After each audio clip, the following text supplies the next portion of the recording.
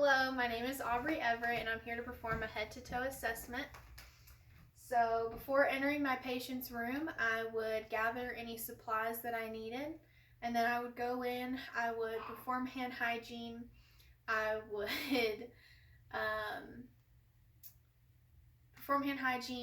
provide privacy, and then I will introduce myself to my patient. Hello, my name is Aubrey Everett. I'm a nursing student at AB Tech, and I'm here to perform a head-to-toe assessment on you today. If you have any questions, please feel free to ask. So then I would get my two patient identifiers. Can I please have your name and date of birth? RJ McKell, 10/25/96. Okay, so after that, I'm going to go ahead and take my patient's vital signs. I would check his temperature, which should be between 97.7 to 98.8. I would check his respirations, which should be between 12 to 20 breaths per minute. I would then check his heart rate, which should be between 60 to 100 beats per minute. I would check his blood pressure. The systolic range should be between 95 to 140 beats per minute, and the diastolic range would be 60 to 90 beats per minute. Then I would also take a pulse oximetry reading, which should be between 95 and 100%. After taking my patient's vital signs, I am going to assess him for any pain. Are you experiencing any pain today? No. Okay, if he were experiencing pain, I would ask him to rate his pain on a scale of 1 to 10. 1 being hardly any pain, to 10 being excruciating, horrible, worst pain he's ever felt in his whole entire life. Next, I would then use the Colder technique to assess character, severity, location, duration, whether or not it radiates, and relief factors. Then I would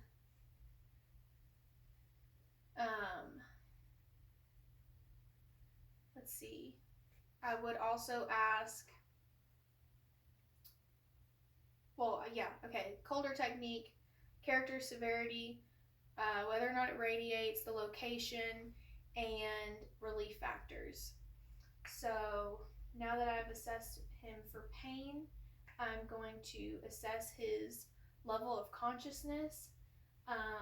He is awake, alert, and oriented. He is oriented to person because he was able to give me his name and date of birth. Then I'm going to go ahead and ask him a couple more questions. Do you know where we are right now? We are at home.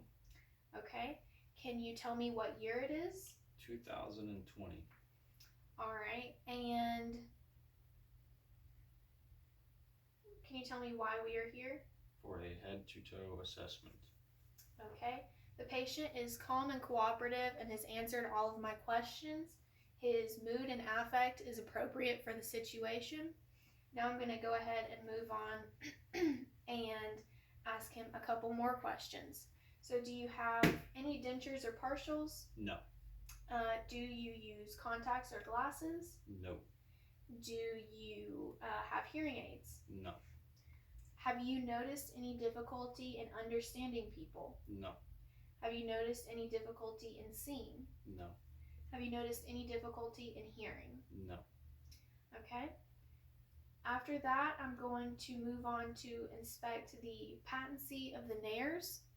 So I will have the patient occlude one nostril and breathe in and out, and then do both nostrils that same way. So I'm going to have you put your hand closing one nostril, and if you could breathe in and out. Okay.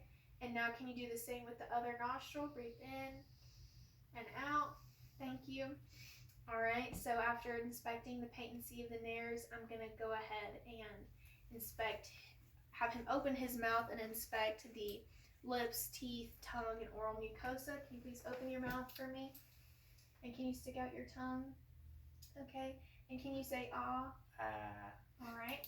That I inspected the cranial nerve 9, the glossopharyngeal, when he said ah, so I would expect to see the palate rise and fall evenly, which it did. After that, I would also, if indicated, inspect the cranial nerve 10, the vagus, for gag reflex. So moving on, I'm going to look at the external structures, the eyes, eyelids, eyelashes, for any abnormal findings, which I don't see any. So then I will test the pupils using PERLA. So PERLA stands for pupils being equal, round, react to light, and accommodate. So at this time I would dim the lights, but we're using natural light, so I'm not going to do that. And then I would inspect the pupils inspect pupillary response. So if you could please look straight at me, and I'm going to shine this light in your eyes. I should expect to see the pupils constrict and dilate, which they have done. Next, I'm going to inspect for extraocular movement. I'm going to inspect the cranial nerve 3, the ocular nerve, as well as the cranial nerve 4, the trochlear, and the cranial nerve 6, the abducens.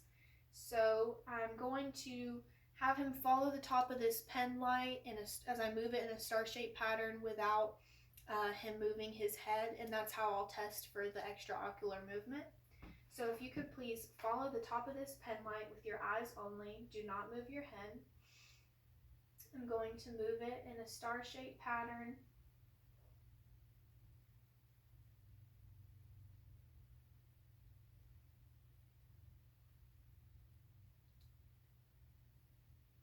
Okay, thank you. Next, I would test to see if the eyes accommodate. So I'm going to have you follow the top of this pen again without moving your head. Just follow it with your eyes. I'm going to move the pen inward towards their nose. Thank you. The eyes should cross and dilate, meaning they accommodated, and they did that. Next, I will move on to test the spinal nerve, the cranial nerve 11, the spinal accessory nerve.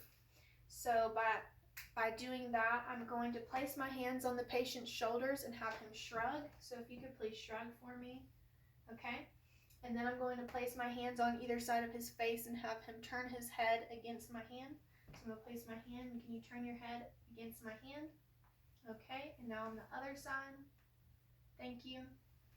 All right, so after I have done that, I'm going to move to the neck.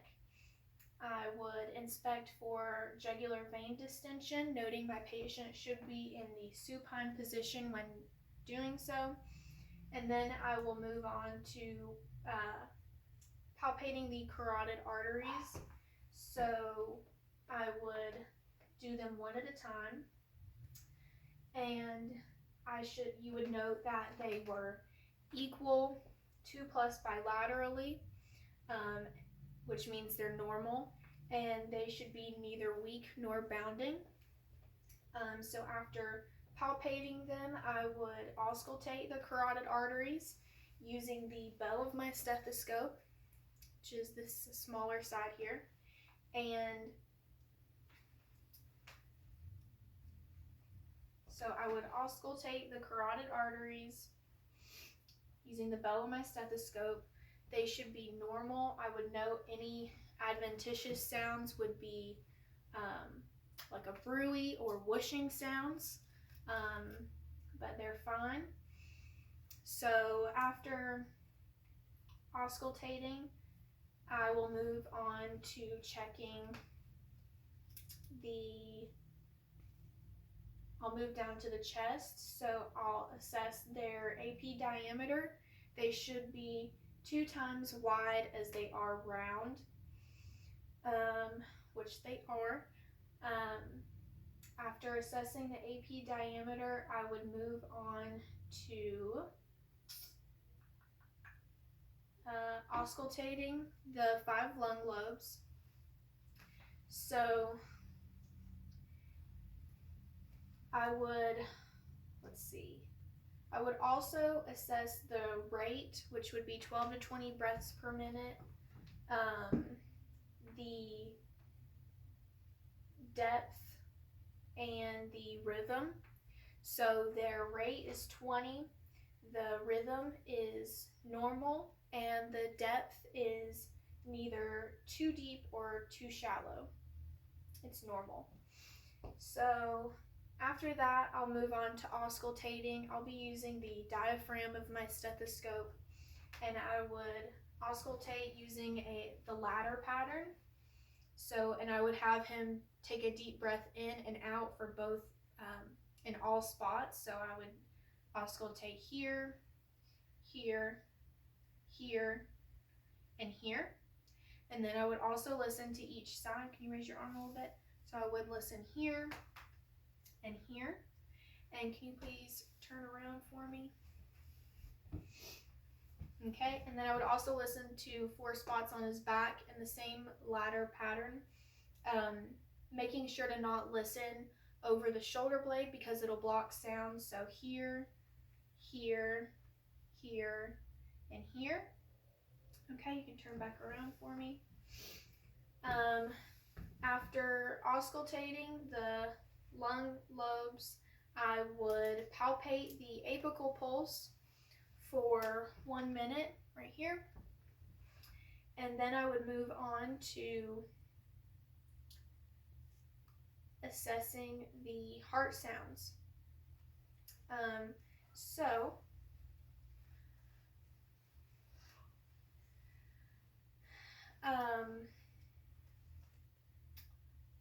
Let's see. I would also note that the lung sounds were normal. I heard vesicular sounds. I didn't hear any crackles, wheezing, or rhonchi. So now I can go ahead and listen to the heart sounds. So I would start by listening in the second intercostal space, and I'm going to be using the diaphragm of my stethoscope. So I will listen to the second intercostal space to the right of the sternal border, and I'm listening to the aortic valve, and I should hear the S2 greater than the S1. Then I'll move to the second intercostal space to the left of the sternal border, where I should hear the S2 greater than the S1, and this is the pulmonic valve. Then I'll move down to the third intercostal space, listening to Erb's point, where I should hear both S1 and S2 equally. And then I'll move down to the fourth intercostal space, where I should hear the tricuspid valve, and I should hear the S1 greater than the S2. And then I'll move down to the fifth intercostal space at the mid-clavicular line, and I'll be listening to the mitral valve, where I should hear the S1 greater than the S2. And I would, after auscultating the heart sounds, I would move on to inspecting the abdomen. Let's see, am I missing anything with heart sounds?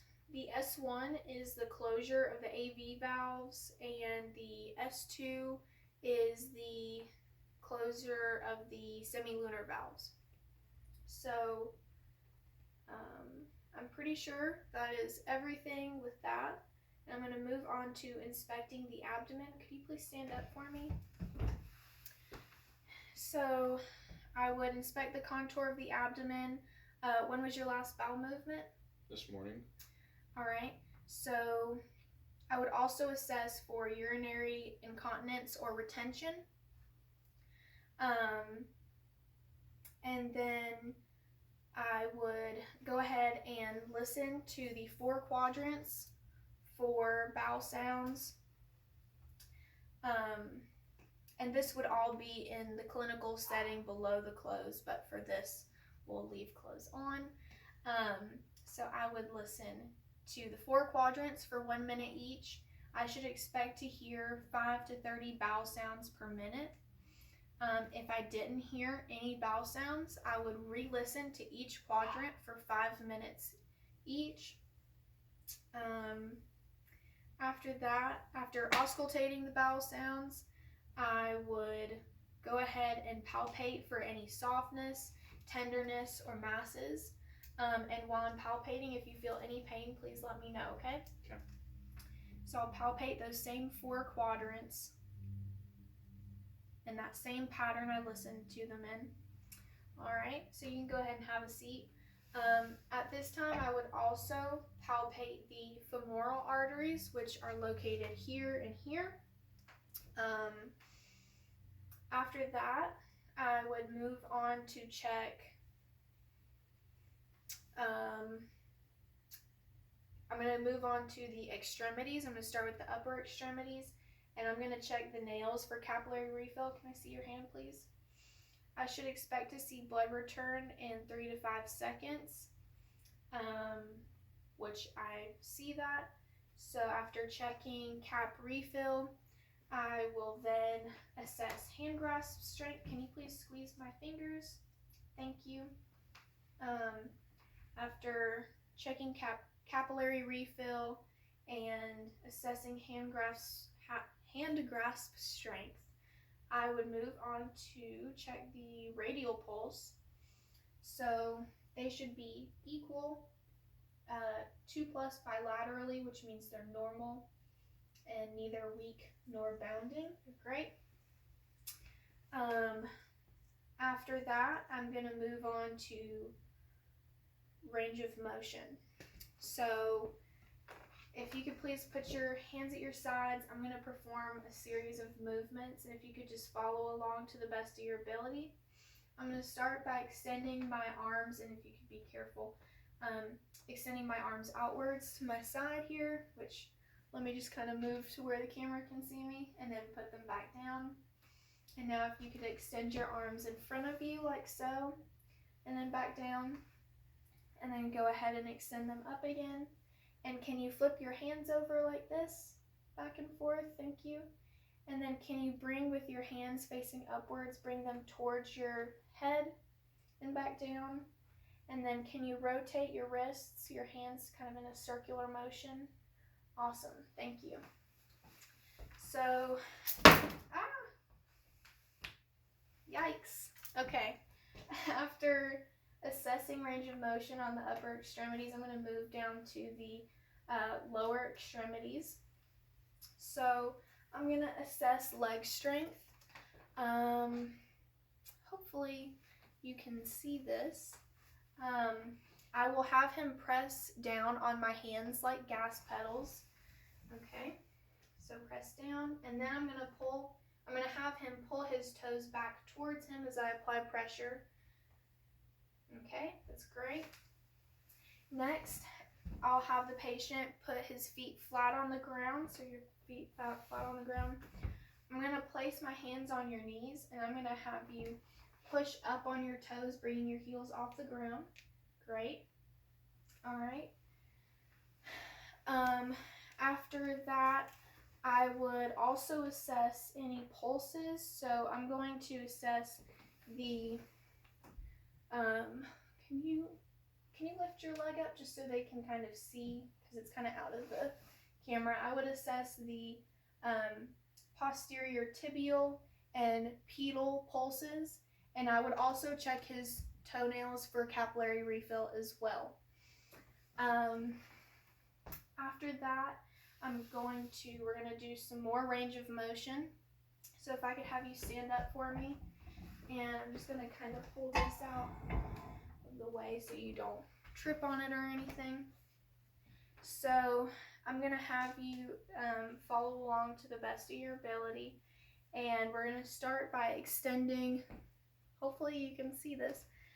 We're going to extend our first leg out in front of us, and then bring it back down, and then extend it out to the side and bring it back down, And I'm going to move into the camera so you can see me. And then extend it back and bring it back down. Please be very careful. All right, now if you could extend your leg forward and bend at the knee. Okay, and then also kind of rotate your foot, the ankle. Okay, and then we're going to do those same motions with our other leg. It's okay if you messed up. So we're going to extend that leg out in front of us and back down, and then to the side and back down, and carefully behind you, extend the leg back and back down. And then we're going to extend that leg forward again and bend at the knee, and then back out and rotate that foot, rotate the ankle. All right, and you can sit back down and be careful with that stool. So at this point, I would, let's see, we did range of motion with the lower extremities. Throughout this whole point, or throughout this whole head to toe assessment, I have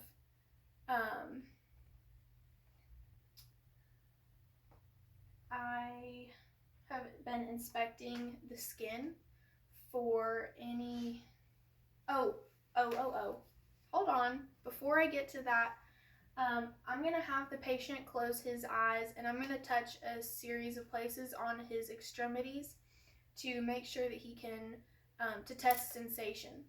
So, for example, if I were to touch you right here, you would say that I'm touching you on your left upper arm, okay? So if you please close your eyes, okay? Right forearm. Left upper arm. Left leg. Thigh. Left shin. Right shin. Right thigh. Right upper arm. Awesome. Okay, you can open your eyes. Now, with that being said, throughout this whole head to toe assessment, I've been assessing his skin for temperature, moisture, any lesions, color, edema. I've also assessed the patient for any wounds, drains, invasive lines or IV sites. Then I would complete a Braden scale. The maximum score should be a 23, and if he were to score an 18 or less, he would be at risk for pressure ulcer development. So I think that is everything. Thank you so much for being my patient today, and thank you guys for the semester.